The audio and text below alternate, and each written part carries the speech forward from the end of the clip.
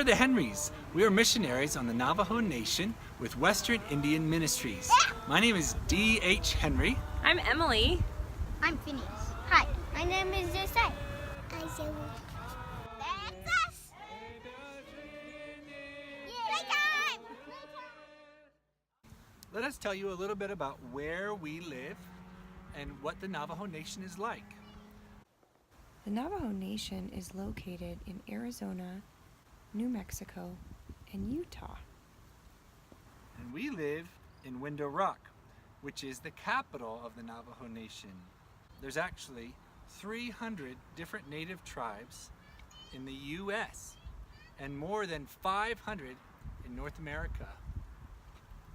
The Navajo Nation has the largest reservation of all of them. It has 27,425 square miles. It's the size of the state of West Virginia. The Navajo Nation is home to over 300,000 Diné people. Some people wonder, well, why would you want to be a missionary to a Native American tribe?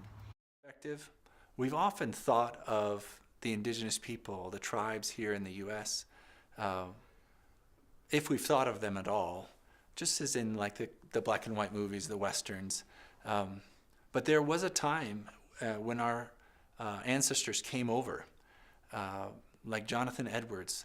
There was this vision of seeing this land, these people come to the Lord, and that would usher in the return of Jesus. He had this vision of these people groups might be some of the last people group that have come to know the Lord. And if what Jesus said was to the ends of the earth, we're in the ends of the earth. And I don't know how often we think about that, but this land that we live in is on the other side of the world from where Jesus said to Jerusalem, Judea, and Samaria, and to the ends of the earth. We often think of that in our own perspective, from our own vantage point. But if you think of it from Jesus' vantage point and to the disciples, we're in it. So to reach these tribes and these people, we're ushering in and hastening the day of the Lord's coming by seeing these people come to the Lord. And I admire them for their strength and the way that they can endure harsh winters, hard climates. They're still roughing it oftentimes. Even if they had the option, they don't always use the utilities that we use, the electricity or the running water, but yet they can endure. They are patriotic and honorable people. They know how to respect the country. They know how to fight for their country.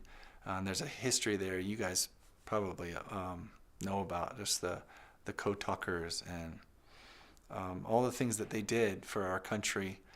I honor their language. It's a beautiful language. It's connected. It runs parallel with the language of the Old Testament, the Hebrew language.